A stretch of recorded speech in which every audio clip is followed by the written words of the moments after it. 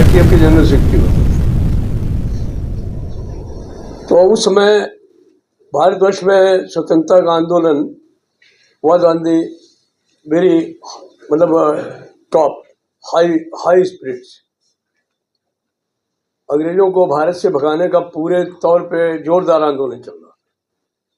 तो उसी समय कुछ सी फेयरर्स ने देखा कि भारतवर्ष के लिए जो शिपमेंट हो रहा है उसमें कुछ जो एम्यूनिशंस हैं, बंदूकें हैं, राइफल्स हैं, वो लादी जा रही उनको जाने के लिए। तो उन्होंने मना कर दिया।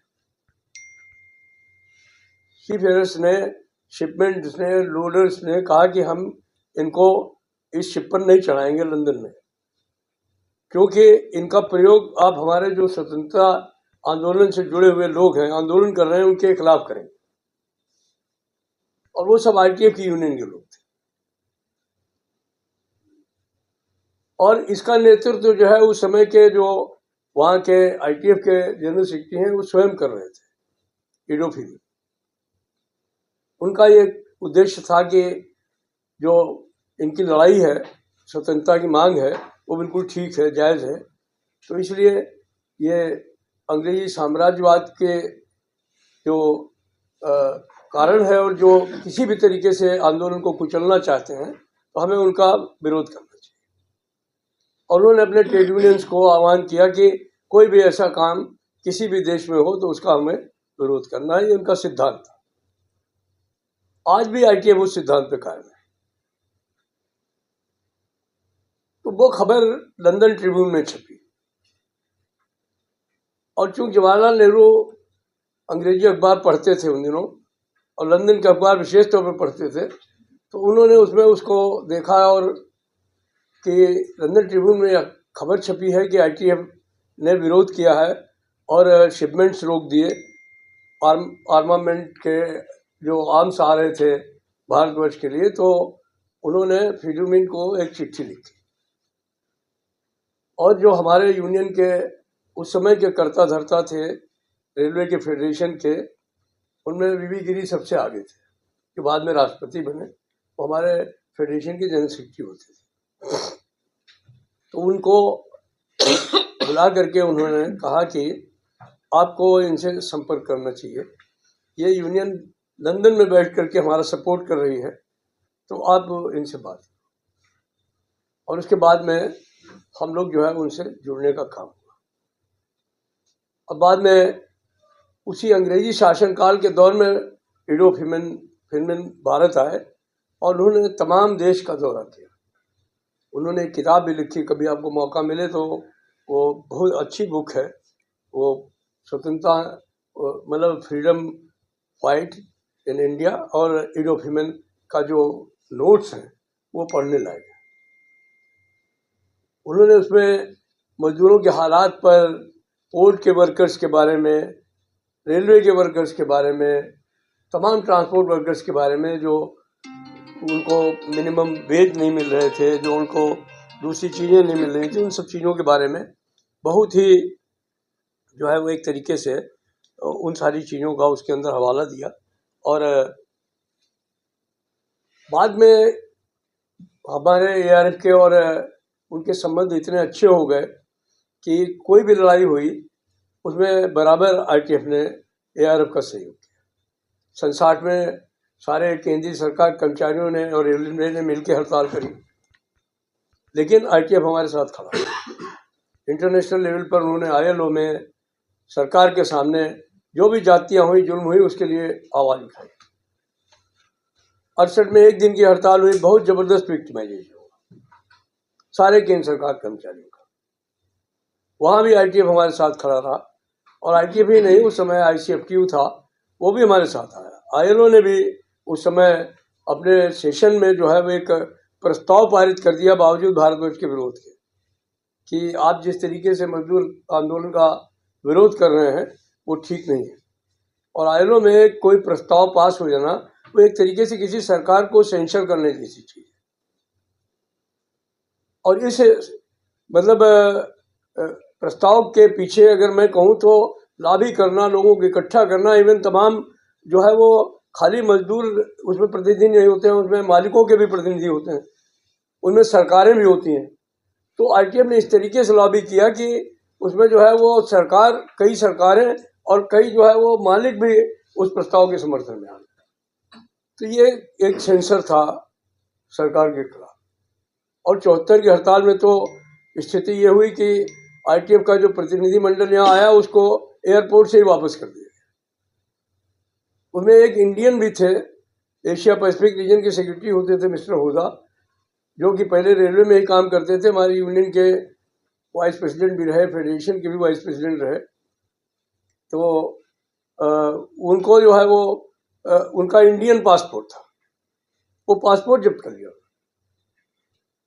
उनके पास लंदन का इंग्लिश का भी पासपोर्ट था और यहाँ का था, तो इंडियन पासपोर्ट जब्त कर लिया। लेकिन क्योंकि वो भारतवर्ष के थे, उन्होंने काफ़ी लोगों से संपर्क करके एक अच्छी सी रिपोर्ट बना करके दी, और फिर एक बार वो आईएलओ में गई और एक बार फिर जो है वो इंदिरा गांधी की भूमिका पर वहाँ सवाल लगे और उनके खिलाफ एक जबरदस्त प्रस्ताव पास हुआ। तो देखिए, एक बात तो समझ लीजिए कि when you are organizing, तो you have to stand on your own feet। आपको अपने पैर पे खुद खड़े होकर के लड़ना होगा। ये प्रोजेक्ट है, आईटीएफ हमारा सहयोगी संगठन है, वो हमको एक सहयोग दे सकते हैं बस। बाकी आप इनसे ये उम्मीद करें कि ये आपको पैर दे देंगे, वो नहीं। पैर आपको अपने इस्तेमाल करना। अगर आपको चलना है तो चलने के लिए आपको अपने पैरों की मजबूती पर ही चलना पड़ेगा, और पैर मजबूत करने के लिए आपको एकता बनानी पड़ेगी, लोगों को इकट्ठा करना पड़ेगा। ये देश बहुत बड़ा है, और आज जिस संस्था से जुड़े हुए हैं उसमें छोटे मोटे लोग नहीं हैं, उनकी संख्या लाखों लाखों में है। हमारी रेल में 12.5 लाख के करीब लोग काम करते हैं, हमारे 10 लाख के करीब मेंबर हैं। लेकिन हम ऑर्गेनाइज सेक्टर में हैं, हमको कोई दिक्कत नहीं होती है। बट आपके यहाँ लोगों को इकट्ठा करना, उनको समझाना, उनसे बात करना, उनको ये समझाना, पहले बात तो उनको यही समझाना मुश्किल है कि नहीं, हम भी यूनियन बना सकते हैं, हम भी यूनियन के मेंबर हो सकते हैं, हमारा भी कुछ हक है, ये समझाना ही मुश्किल है। और दूसरी बात ये भी है कि रोजी रोटी के चलते फुर्सत किसको कितनी है, तो इसलिए ये काम यूनियन को करना पड़ेगा। आपको अपने होल टाइमर्स बनाने पड़ेंगे, आपको अपना स्ट्रक्चर बनाना पड़ेगा, आपको मजबूती से जो है वो अपने को खड़ा करना पड़ेगा। आज कुछ थोड़ा थोड़ा आप लोग ऑर्गेनाइज हुए तो देश में तमाम लोगों ने सोचना शुरू किया ना कि हाँ यार, ये भी हैं, ये भी है, इनके बारे में सोचो। अभी हमारा राजस्थान वाला कहाँ चला गया, ये बैठा हुआ है। आखिर राजस्थान सरकार ने क्यों जो है वो आप लोगों के है। लेकिन हम अगर खड़े हो जाएं, मजबूती से इस पोजीशन में आ जाएं कि हम इनको हिलाने की स्थिति में हो, इनको लगे कि नहीं आप भी जो है वो कुछ कर सकते हैं, तो कोई दुनिया की ताकत नहीं है जो आपकी बात को ना सुने। और सुनता उसी की है, लोग सुनते हैं जिसके अंदर ताकत होती है। वो एक गाना है ना कि झुकती है दुनिया, झुकाने वाला चाहिए, तो आपको झुकाने वाला बनना पड़ेगा। तो ये वर्कशॉप जो आपने यहाँ ऑर्गेनाइज की है, मैं समझता हूँ कि ये आपको फैसिलिटेट कर सकती है, आपको कुछ इनपुट दे सकती है। लेकिन जहाँ से आप आए हैं, आपको वहाँ जाकर के अपने लोगों को इकट्ठा करना पड़ेगा, समझाना पड़ेगा। अभी गीता से मैं बात कर रहा था तो उन्होंने कहा कि मैंने इनको रेलवे के बारे में बताया है। मैं आपको एक बात दावे के साथ कह सकता हूँ, जहां भी कहीं आप हैं वहां रेलवे है, और जहां कहीं भी आप हैं वहां मजबूत रेलवे संगठन का कोई न कोई दफ्तर है। हम आपको पूरा सपोर्ट देने के लिए तैयार हैं। हम सर्कुलर भी देंगे, हम वहां लोगों से बात भी करेंगे। जहां कहीं आपको सड़क पर जरूरत होगी तो वो आपके साथ होंगे, जहां कहीं दफ्तर की जरूरत होगी आपके साथ होंगे। ये कहते हैं मैं NWRU के दफ्तर में मीटिंग करता हूँ, हमारे हर जगह दफ्तर है, हर जगह हॉल है, हर जगह वो है। आप जाइए ना, मीटिंग करिए, आपको चाय भी हमारे लोग पिलाएंगे। आपको पूरा फैसिलिटेट करें। इसलिए कि हम लोग ये सोचते हैं कि आप लोग जो है वो हमारे लिए हमारे एक मजबूत अंग है। हमारी एक ही अभिलाषा है कि संगठित क्षेत्र के मजदूर ही नहीं, असंगठित क्षेत्र के मजदूरों को संगठित करना बहुत जरूरी है। और जब तक वो संगठित नहीं होंगे तब तक जो ये सपना है कि कभी मजदूरों का भी राज होगा, वो नहीं आ सकता। मजदूरों का राज तभी आ सकता है when we should be able to organise the unorganised. और ये जो ऑर्गेनाइज लोग हैं उनकी जिम्मेदारी है कि वो अनऑर्गेनाइज सेक्टर के लोगों को ऑर्गेनाइज, ये हमारी जिम्मेदारी है। तो इसको सपने को कौन पूरा करेगा? हम और आप को ही मिलकर पूरा करें। तो आज मैं आप तमाम साथियों से यही कह रहा हूं कि आईटीएफ तो एक बहुत विशाल ऑर्गेनाइजेशन है, लेकिन हम लोग भी उसके भले ही छोटे हों लेकिन एक उसके पार्ट हैं, पार्टनर हैं। तो ऐसी स्थिति में हमारी ये जिम्मेदारी बनती है आईटीएफ के नाते भी, एआरएफ के नाते भी, कि आप तमाम साथियों की जो दिक्कतें हैं, जो प्रॉब्लम्स हैं, उनको हम लोग समझें। मैं एक और अपील करना चाहूँगा आप लोगों से कि अभी भी जब शुरू में लोग चले तो बहुत सारे लोग साथ में थे, आज वो लोग कुछ अलग धारा में हैं, they are not standing with you. तो ट्रेड यूनियन में मैंने महसूस किया है कि लोग जो है वो इस बात के लिए अलग होने की कोशिश करते हैं। मुझे लगता है कि मैं कुछ नहीं होता, हम सब कुछ होता है। अगर हम सब लोग मिल करके एक साथ रहें तो कोई प्रॉब्लम नहीं है। लीडरशिप तो आती रहती जाती रहती है, लीडरशिप में कोई प्रॉब्लम भी नहीं है। इतना बड़ा ऑर्गेनाइजेशन है, इतना बड़ा देश है, 10 पोस्टों की बजाय 20 पोस्टें भी बन सकती हैं, जिसको जो चाहिए ले लो। लेकिन संगठन को तोड़ो नहीं, संगठन को जोड़ने की जरूरत है। आपके मन में भी ये भावना रहनी चाहिए। हमसे बहुत सारे लोग बात भी करते रहते हैं, मैं उनसे कहता हूं कि आपको मूल धारा में आने की जरूरत है। आप जुड़िए, अलग अलग रहने से कोई फायदा नहीं होगा। आप अलग होकर के इस देश में वैसे भी राइवलरी बहुत है। आज हमसे बहुत सारे पत्रकार, दूसरे लोग एक सवाल पूछते हैं कि आखिर इस देश में ट्रेड यूनियन आंदोलन का इतना दुर्दशा क्यों है, इतना कमजोर क्यों है? तो मैं उनसे एक ही बात कहता हूं कि this is all because of the political reasons. Because every political party बनने से पहले वो अपनी कोख से एक यूनियन का जन्म दे देती। उनको लगता है ये सबसे सॉफ्ट लोग हैं, ये हमको चंदा दे देंगे, ये हमको कार्यकर्ता दे देंगे, हम इसको लेकर के आगे बढ़ने का काम करेंगे। लेकिन वो देश के साथ में, मजदूर आंदोलन के साथ में बहुत ही एक तरीके से गलत कार्य कर रहे हैं। वो मजदूर आंदोलन को तोड़ने का काम कर रहे हैं। तो इसीलिए आज हमारी आवश्यकता है इस बात की कि हम तमाम जो लोग हैं उनको, जो अभी भी इधर उधर सोच रहे हैं, उनको भी इस प्लेटफॉर्म पर लाने का काम करें, एकता बनाने का काम करें। एक ऐसी मजबूत एकता बनाएं कि किसी दिन हम भी इस पोजीशन में हों कि जब आप कहें कि आज हमारी हड़ताल है तो देश में जो लोग हैं उनके अंदर ये चेतना आए, सरकार में भी चेतना आए कि हाँ आज सड़कें सूनी हैं, लोग दफ्तर नहीं पहुंच पा रहे हैं। हम ये नहीं कहेंगे कि अस्पताल मत पहुंचाइए, लोगों को जरूर पहुंचाइए, वो हमारी जिम्मेदारी है। जहाँ इमरजेंसी है वहाँ हमारे लोग हड़ताल में भी काम करते हैं। लेकिन सरकार को समझाने के लिए कि नहीं, हमारी कोई ताकत है, अगर हम हड़ताल की बात नहीं करेंगे तो कोई फायदा नहीं होता। हमारे बहुत सारे यूनियन के लोग हैं, दूसरे यूनियन के लोग हैं, वो कहते हैं कि हड़ताल जो है, वो सरकार भी कहती है कि हड़ताल को अभी नया कोड आ रहा है, उसमें ये लिखा गया है कि कोड में कि जो हड़ताल की बात करेगा उसके यूनियन के ऊपर फाइन होगा। यूनियन बनाने वाले, यूनियन को काम करने वाले लोगों को जेल भेज देंगे। ऐसा अंग्रेजों के जमाने में होता था।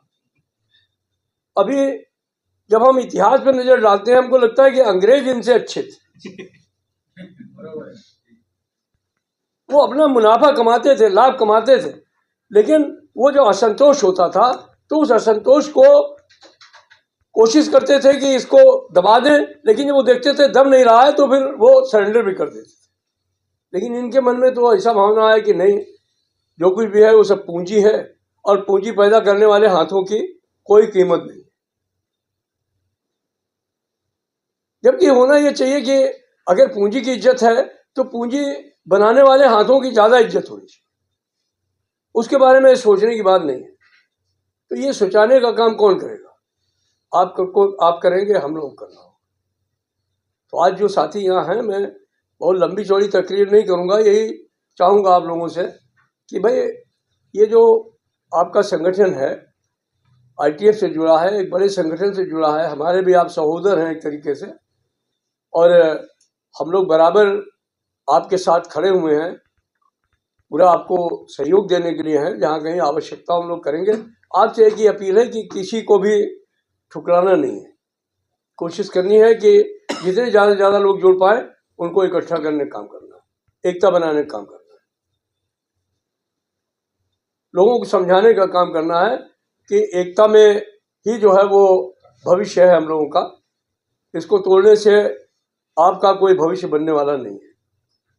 तो हम राजनीतिक दुष्प्रभाव से बचें, हम एक स्वतंत्र, आत्मनिर्भर और प्रजातांत्रिक संगठन चलाएं, यही हमारी भावना है। If we will be free, democratic trade union movement, then nobody will be able to break us, क्योंकि हमारा कोई जो है वो उद्देश्य नहीं होगा,